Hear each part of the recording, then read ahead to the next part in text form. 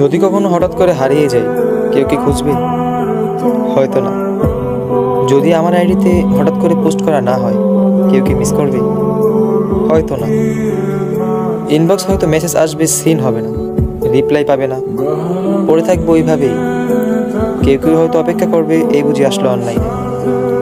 আবার কেউ কেউ তো টেরই পাবে না যে কেউ একজন হারিয়ে গেছে। হঠাৎ কারো একটা সময় হয়তো মনে পড়বে যে কে জানি আর নেই।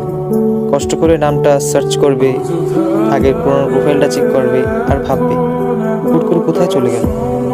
আবার কেউ কেউ অ্যাক্টিভ না পেয়ে তো ফ্রেন্ড লিস্ট থেকে আনফ্রেন্ডই করে দেবে।